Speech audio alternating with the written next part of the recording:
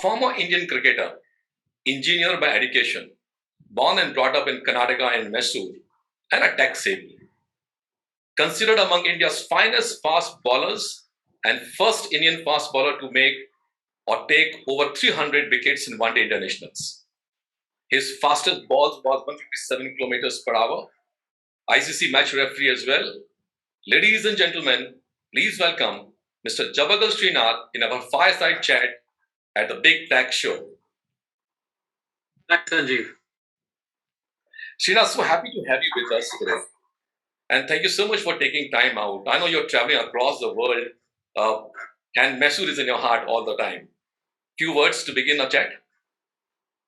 Well, Mysore has always been,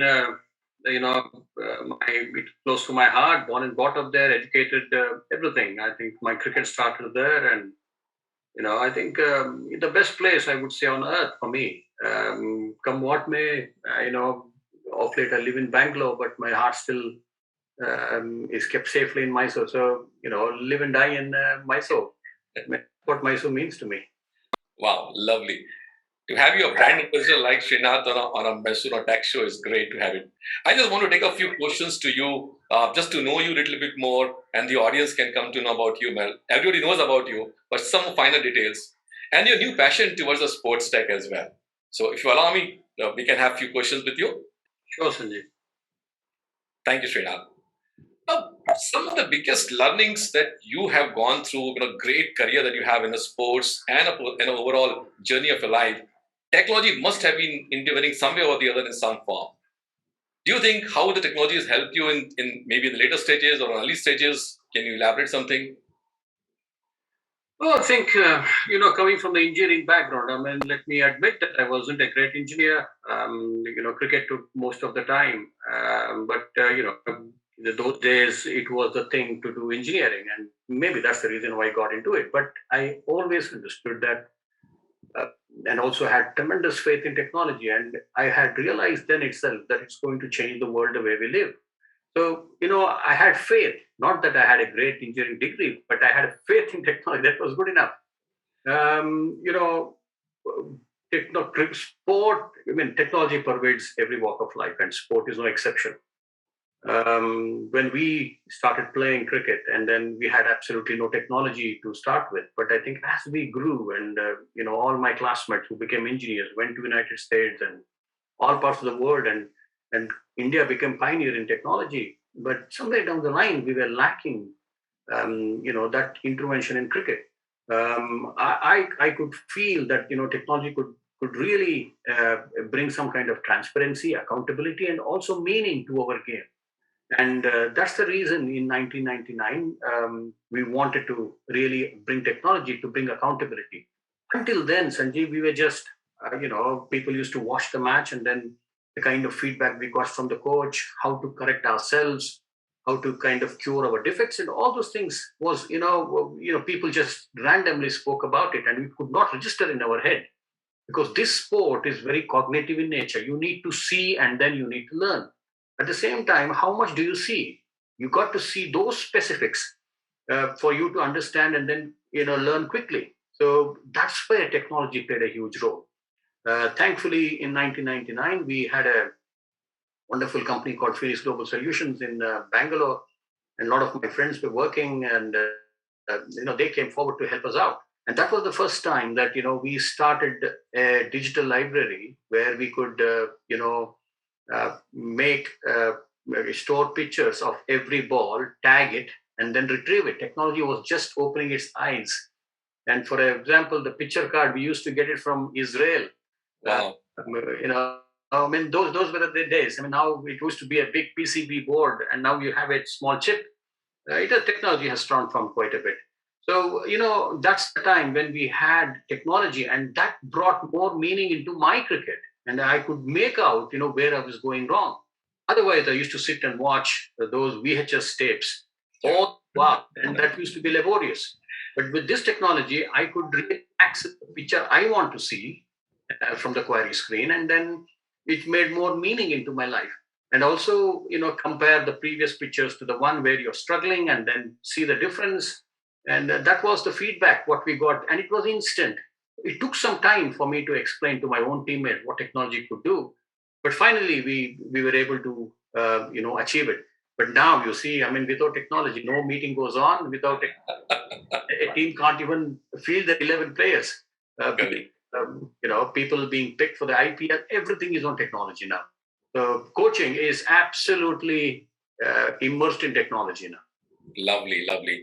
No, thank you. I think the dose of the VHS has been gone. Now the advanced technologies are coming in place, and the new technologies of AI and ML will definitely bring a lot of value to this sports tech as well. So attached to this, my question next is, how do you see sports tech emerging in India? And do you see that Indian sports tech segment has a very important role to play in a global ecosystem of sports tech?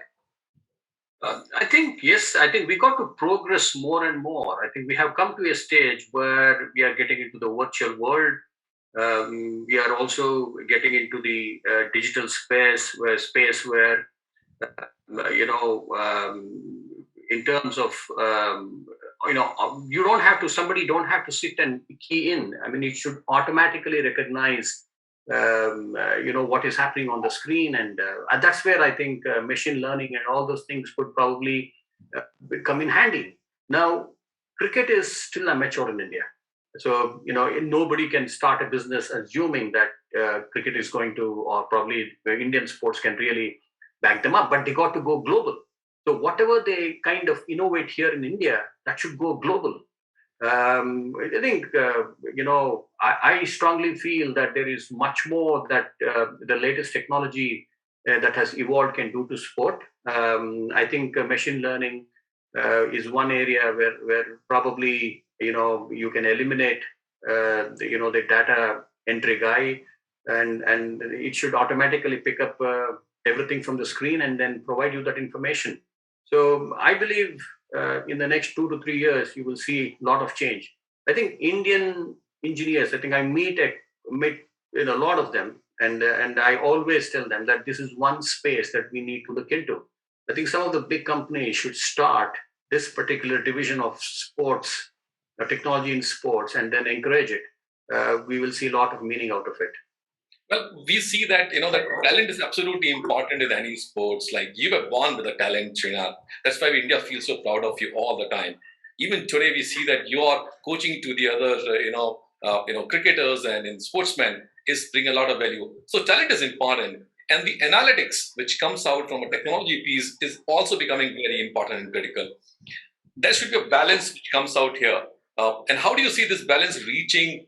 Today we say 80%, 90% talent and 15, 20% analytics. Do you see that the analytics will play a very important role while sharpening the talent and bringing a lot more 50% type of a combination?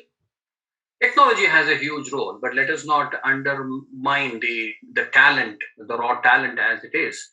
It is very similar to using a lens on yourself. I think what has happened now is that all those body movements, we have biomechanics which has really taken off. You understand how complicated the body movements are. For you to bowl, you need your back, you need your legs, you need your your shoulders, and you need a good thinking head as well to bowl those line and lengths. So how does this operate? If one of the body parts are weak, then what is the output? How could you go wrong? But if one of the body parts is too strong, then how can it mess up the entire bowling action? And even with the batting as well. You see in cricket, age is something is something which is not a constant, so we keep on aging. So your body starts losing its reflexes. At the same time, you gain experience. So now, how do you put that experience in tandem with technology? At the same time, how do you offset that reflexes that you're losing? So all these things come together. I feel technology should always be a slave, and the man should be the master. So we need to have the brains to know how to use technology. Right. Effect. But at the same time, we cannot allow technology to decide one too many things. A simple example: if somebody falls on the field, it's a humane thing for the opponent team man to go and lift him up. Now, technology cannot do that. It can say, go him out because he's late onto the crease. So, that human element is extremely important. it should always be that it is not the spirit of the game should not follow technology, but the technology should follow the spirit of the game. Lovely, lovely. And I think every coach or the trainer or a cricketer is now looking at to say what is more that I can learn from technology. Couple of advice that you want to give to them in terms of saying, hey guys, this is the technology piece you start leverage now. So what could be those examples that you want to give to cricketers? I think cameras have been a game changer in this sport. Frame per second is probably the frames per second is probably the best thing that has happened to the broadcasting world, even for the players to do their own analysis. And at low, of course, I mean, the kind of television what we watch today with every bit of details, I think frames per second has been largely responsible for that. Coaching is such a complicated skill. I think the motor learning skill. So whatever that is being said, now that the mind has to process, and then that should transform to the bodily motion. So that's not so easy. Therefore, when you have technology, when you see your own picture, and then whatever that has been explained by the coach is through the videos and the pictures, it makes it more meaningful. So I think the way the technology should be used and how to extract the true knowledge out of technology is left to the coach. So first of all, the belief from the coach towards technology should be very high.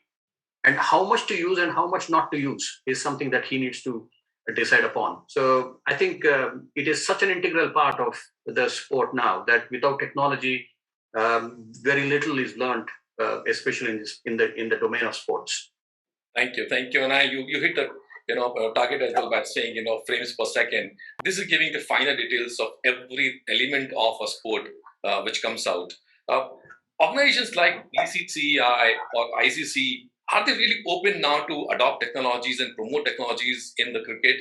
What do you see in your recent discussions and your recent meetings with them? Oh, I work as a match referee, so I look after the third umpires and on the field. We understand the protocol of what's happening on the field, whether the technology protocols are used properly, and so on and so forth. I think if you see the technology now that is being used is quite a lot. Human capability fails to see whether the ball has touched the bat. I mean, from a distance of 22 yards where the umpire stands, it is impossible. So for umpiring, technology has become so significant that without technology, I think accountability fails. So therefore, I don't see any international games being played without technology. Otherwise, it becomes a farce. So technology has been adopted completely through and through. I see a lot of room, but beyond that, as I said, when the human capabilities, as the technology evolves in the future, the role of umpires, we might seem that it might not be there, but I think you still need a man there to control the game and conduct the game. Teams are very particular that it's been very competitive now, so obviously a lot of things at stake. So they need the best outcome from the technology. They are not ready to accept the word that all right, in sport mistakes do happen, or there is no room for that, because sometimes it becomes more of a business for people. Careers are broken because of wrong decisions. So the best decision needs to be made. So therefore, that has been used as help to keep the game going steady. Lovely. And I don't know whether you know or not, but there are around 100 tech startups in Mysore alone, which is being progressing now. And some of them are actually looking at sports tech as an element. What would be your advice? And just to let you know, Bangalore stands among top 20 in the world for a startup ecosystem. What will be your advice to a startup, especially who is venturing into a sports tech? What should be the go-to-market strategy for them? I think Mysore will be the game changer, and I would say that because the road that is coming up between Mysore and Bangalore, the 10-lane, will change the way people see Karnataka. I think it will be an extension of Mysore will be an extension of Bangalore, and a lot of good things is going to happen in Mysore as well. In terms of technology, I think the space which has not been really exploited is the biometrics. You're looking at your heart rate monitors, you're looking at the sweat analysis, you're looking at your real-time monitoring your heart rate. Now, all those gadgets have started coming in, but we need to make something more useful out of it with regards to your discipline of bowling or batting. Now, when do I really get tired? What's the amount of water that I'm going to lose? When do I need to hydrate? What are my salts in the body? Now, we need to get into that space which not many people have ventured into. When we started technology in 1999, the world had never seen the tool what we had made, where we would have random access of pictures the way we want. I think all the teams, like the South Africans, the Australians, the New Zealand, they came to see what exactly we have done. The video library with random access, I think nobody had that tool. So we could be there as the number one. That position is still vacant. So as I said, the to understand what is happening in the body, salt analysis becomes extremely crucial because as you lose salt, the water is reduced in the body, and when to rehydrate, when not to rehydrate, all this information becomes handy. So that's one space which is still left vacant. I think people should be innovative. Virtual world reality is another space. People can practice with all those gadgets. And if you want to play 160 kilometers an hour, you can wear those gadgets, and then that reaction time can tell you whether you're ready for it or not, or how to hone your skills to play such deliveries. And it is safe as well. So we need to try. Not that everything will succeed, but I think some of them will definitely do make a big difference to your training as well as your performance. So I think Mysore is a great place, in terms of weather, in terms of the beautiful scenic places around, in terms of quality education, and also the kind of people. They are all the best. Mysore has the best people, come what may. This is Lovely, Srinath. Lovely. Yeah, the palaces, the water, all those things. So you can lead a royal life in Mysore. So Yeah. I feel it's probably the destination for technology in the next 10 years. You will see a lot of things happening in Mysore. Great. Small question comes out about technology. In 1990s, that the winning strategy was there, and then latest today, if you see in the 2000s, more technology has been used. So, winning, if I want to give a percentage to a technology contributing to the winning strategy, do you think it is what percentage will contribute today's world contributing to the winning strategy? 10, 20, 50, 60, 70? What percentage will go to technology? I would say 50%. Wow, that's really good. Yeah. Way back in 90, I would say, you take away technology, we are handicapped, honestly. I don't think we'll be able to sit and strategize anything. So this technology has transformed the information into knowledge and wisdom. That's the thing. And without technology, I don't think we'll be able to extract knowledge at that rate. We might probably, get it, but game is all about time. It's real time. How quickly can you correct yourself?